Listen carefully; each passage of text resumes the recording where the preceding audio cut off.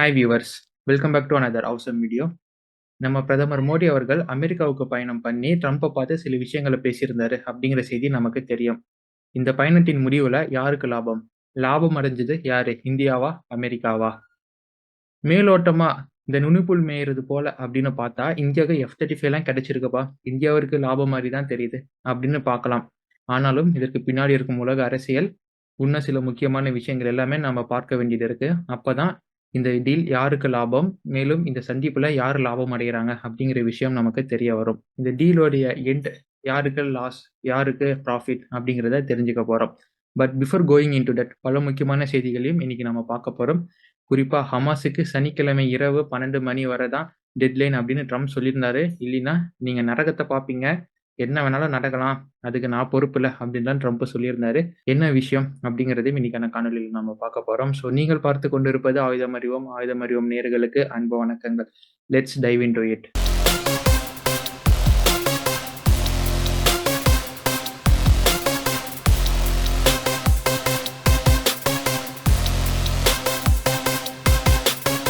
ஹமாஸுக்கு விடுக்கப்பட்ட டெட்லைன் மற்றும் எச்சரிக்கைக்கு பிறகு ஹமாஸ் இஸ்ரேலின் ஒரு 3 கைதிகளை விடுவிச்சிருந்தாங்க.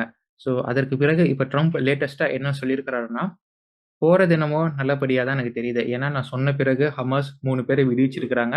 It's going on good manner. So எதிர்பார்த்த மாதிரி தான் போகுது. இருந்தாலும் எங்களோட பாயிண்ட் என்னன்னா, எல்லா கைதிகளையும் ஹமாஸ் விடுவிக்கணும் அப்படின்னு தான் நாங்க சொல்லியிருந்தோம்.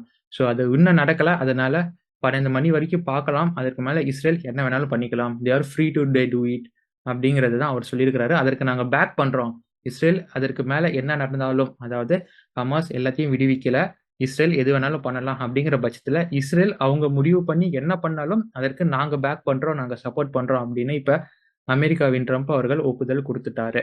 ஸோ இது ஒரு வகையான மீண்டும் ஹமாஸ் மேல நடத்தப்படும் தாக்குதலுக்கு ட்ரம்ப் கொடுத்த கிரீன் லைட் அப்படின்னு தான் பல பேராலும் பார்க்கப்படுது. ஈவன் இந்த 12 மணிக்கு மேல, அதாவது நீங்க பார்க்கும்போது மேபி இது நாளைக்கு வந்திருக்கலாம், அதாவது ஞாயிற்றுக்கிழமை வந்திருக்கலாம். பட் எது வேணாலும் நடந்திருக்கலாம் அப்படிங்கிறது தான் இங்க நான் வைக்க வேண்டிய கருத்தா இருக்கு. வரும் மே 9ஆம் தேதி அன்னைக்கு ரஷ்யாவின் விக்டரி பரேட் நடக்க இருக்கு.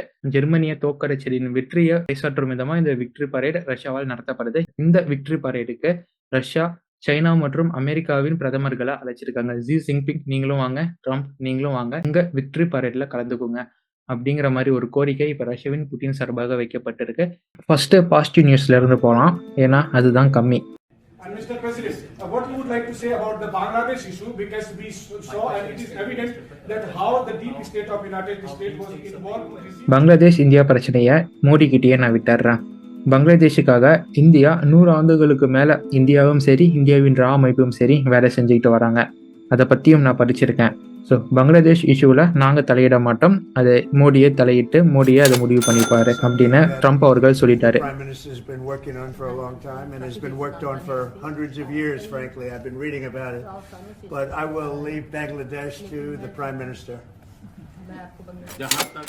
இது நமக்கு கொடுத்த பங்களாதேஷுக்கான கிரீன் சிக்னல் ஃப்ரெண்ட்ஸ். பங்களாதேஷில் இனிமேட்டு நம்ம எது வேணாலும் செய்யலாம், யாருமே அதை கேட்க வர மாட்டாங்க. டெஸ்லாவின் கார் உற்பத்தி நிலையம் இந்தியாவில் அமைய இருக்கு. அதற்காக சுமார் 500 மில்லியன் ஒதுக்கப்பட்டிருக்கு அப்படிங்கிற செய்தியும் கிடைச்சிருக்கு. விரைவில் ஸ்டார்லிங்க் சேட்டலைட் நெட்வொர்க் கம்யூனிகேஷனும் நமக்கு கிடைக்க இருக்கு. இதுதான் ரொம்ப முக்கியமான விஷயம். இந்தியாவும் அமெரிக்காவும் முன்னெடுத்த ரெசிப்ரோக்கல் டிஃபென்ஸ் ட்ரேட் அக்ரிமெண்ட், இதை பத்தி இந்த F-35 நம்ம பார்க்க இருக்கிறோம்ல, அதுல நம்ம டீட்டெயிலாக டிஸ்கஸ் பண்ணலாம். கடைசியா நம்ம பிரதமர் மோடிக்காக ட்ரம்ப் சேர் போட்டதும் எடுத்ததும். ஏன்னா ட்ரம்ப் அதிபரான பிறகு நெதன்யாகு, இஷிபா, அப்துல்லாவை தொடர்ந்து 4வதா நம்ம பிரைம் மினிஸ்டர் மோடியை தான் ட்ரம்ப் சந்திச்சு பேசியிருக்கிறாரு. இந்த 4 பேர்ல நெதன்யாகுக்கு இது மாதிரி சேர் போட்டாரு, எடுத்தாரு. நெக்ஸ்ட் நம்ம பிரதமர் மோடிக்கு தான் இது மாதிரி சேர் போட்டு எடுத்தாரு. இது நம்ம பிரதமர் மோடிக்கு கிடைச்ச மரியாதை அப்படின்னு நம்ம எடுத்துக்கலாம். இந்தியாவுக்கு கிடைச்ச ஆயில் அக்ரிமெண்ட், இதை பாசிட்டிவ்ல போடுறதா நெகட்டிவ்ல போடுறதா? நெகட்டிவ்ல தான் போடணும். இருந்தாலும் இந்தியாவுக்கு போன வட்டத்துல இருந்து இந்த வட்டம் ஒரு அட்வான்டேஜ் கிடைச்சிருக்கு. அதனால நான் இதை பாசிட்டிவ்ல போட்டிருக்கேன். ஏன்னா பெரும்பாலும் ரஷ்யா கிட்ட இருந்தே இந்தியா ஆயில் வாங்கிட்டு இருக்கிறாங்க. போன பைடன் அட்மின்ல ஏற்பட்ட சில கசப்பான சம்பவத்தால் ஆயில் சப்ளை செய்ய முடியல. ஆனா ஏன் அட்மினிஸ்ட்ரேஷன்ல இந்தியாவுக்கு பெரும்பாலான கச்சா எண்ணெயை நான் வழங்க போறேன் அப்படிங்கிறத ட்ரம்ப் அவர்கள் அறிவிச்சிருக்கிறாரு. அண்ட் ஃபைனலா mister prime minister you are the great அப்படிங்கிற நோட் ஒன்று கொடுத்ததா இருக்கட்டும். இதுதான் இந்த சந்திப்புல நமக்கு கிடைச்ச பாசிட்டிவ் நியூஸ்.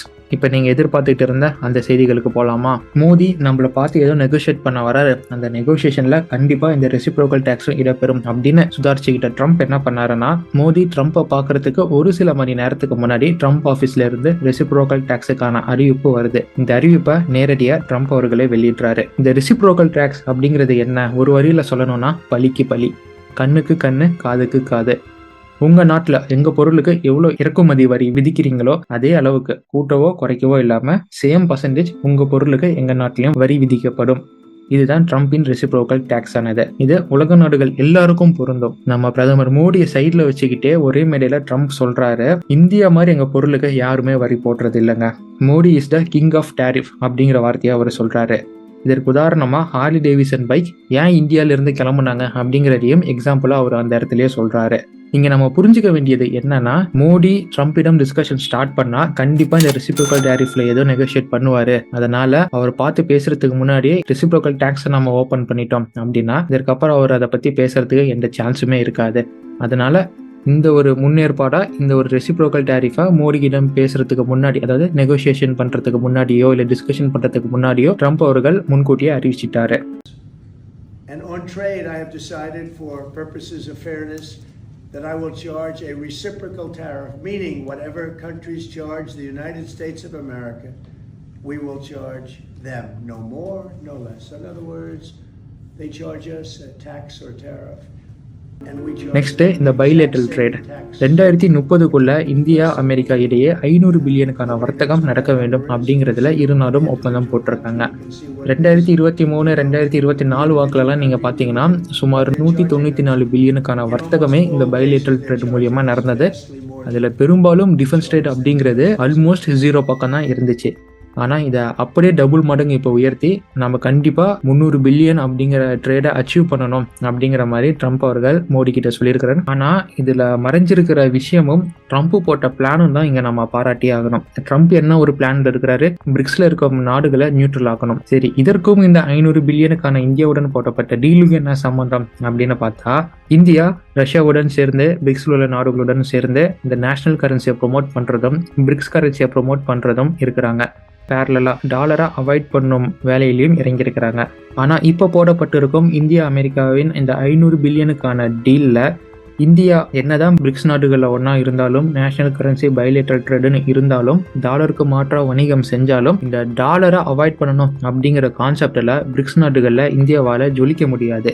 ஏன்னா நாமளே 500 பில்லியனுக்கான வர்த்தகத்தை வச்சிருக்கிறோம். ஸோ நம்மளாலேயே இண்டிபெண்டா, டாலர் இல்லாமல் இண்டிபெண்டா நம்மளால இருக்க முடியாது அப்படிங்கிற ஒரு சூழ்நிலை தான் 2030 வரைக்கும் நமக்கு இருக்கு.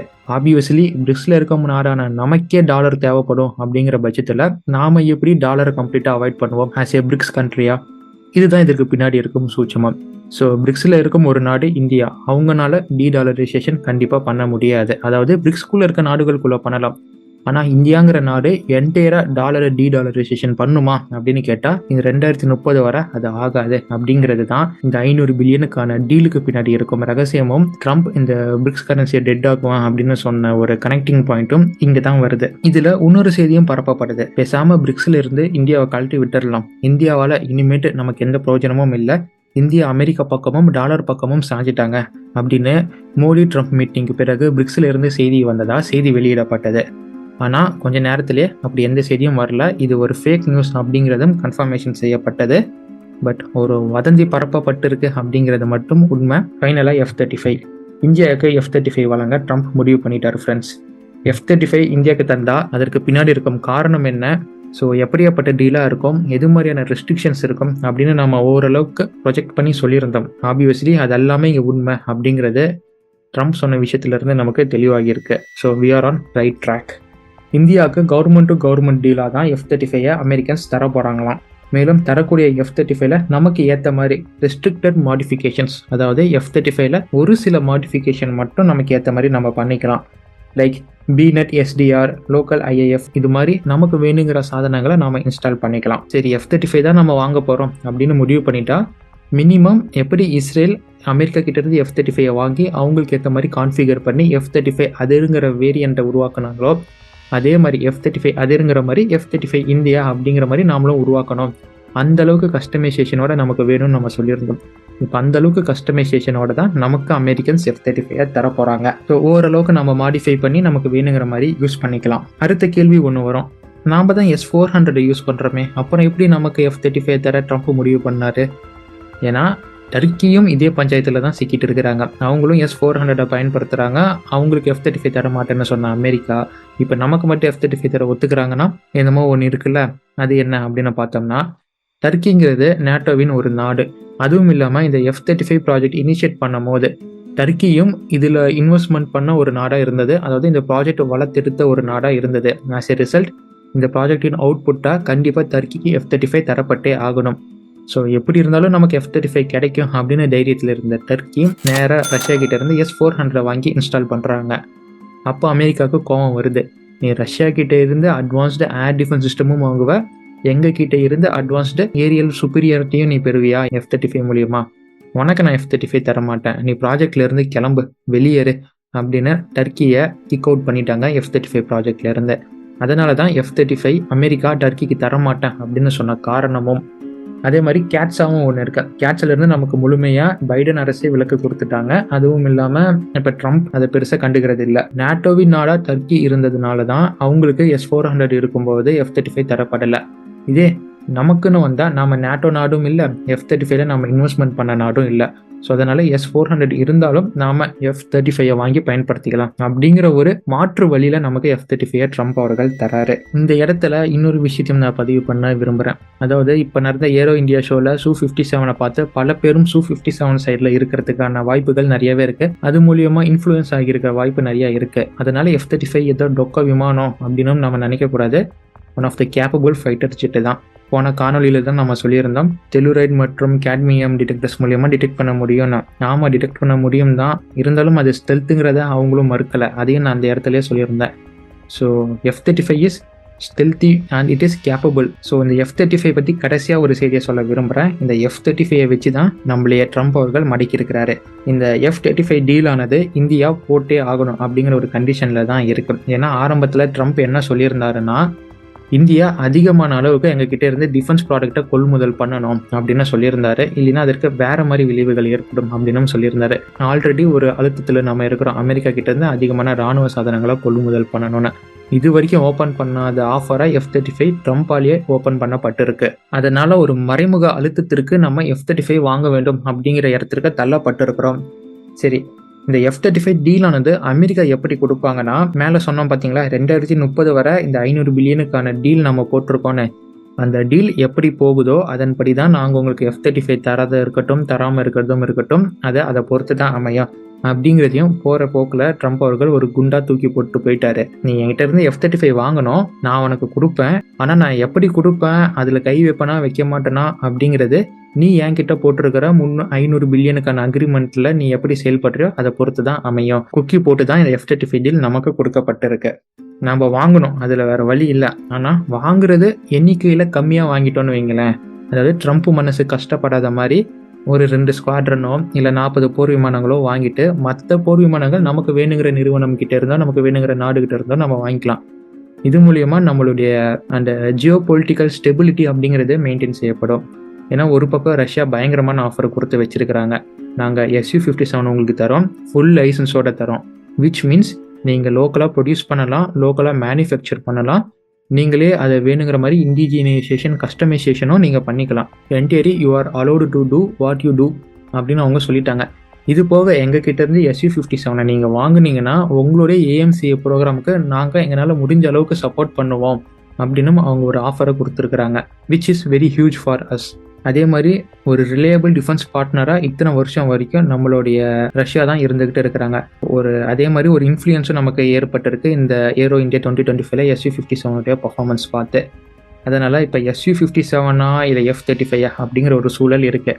அதே மாதிரி நீ என்கிட்ட இருந்து F-35 வாங்கலை, உன்னை வச்சு செய்வாங்கிற மாதிரி ட்ரம்ப் அவர்கள் ஒரு பிளானை போட்டு நமக்கு லாக் பண்ணியிருக்கிறாரு. இப்போ ரஷ்யா அந்த பக்கம் அவங்க கோச்சுப்பாங்க, என்னடா இவங்க இவ்வளோ கொடுத்து அந்த பக்கம் போயிட்டாங்களே அப்படின்னு ரஷ்யா மனசுல ஒரு எண்ணம் வரும். ரஷ்யா புரிஞ்சுப்பாங்க, சரி இந்தியா மாட்டிக்கிட்டாங்க அப்படின்னு. ஸோ இந்த இடத்துல நம்மளுடைய ஸ்டெபிலிட்டியை மெயின்டைன் பண்ணுறதுக்காக ட்ரம்ப் மனசு கஷ்டப்படக்கூடாதுன்னு ஒரு 40 F-35 ஒன்று வாங்கிக்கலாம், Su-57 வாங்கிக்கலாம், வேணுங்கிற அளவுக்கு வாங்கிக்கலாம். ஸோ இதுதான் நமக்கு ஒரு ரிலையபிள் ஆப்ஷனாக இருக்கும். கேபினட் கமிட்டி அவங்க என்ன முடிவு எடுப்பாங்க, எது மாதிரியான ப்ராசஸ் அவங்க கையில் எடுப்பாங்க அப்படிங்கிறது நமக்கு தெரியாது. அவர் agencies are very diplomats my dear friends. நம்ம நினச்சி பார்க்காத ஒரு முடிவு அவங்க எடுத்து இதிலிருந்து நழுவி போவாங்க.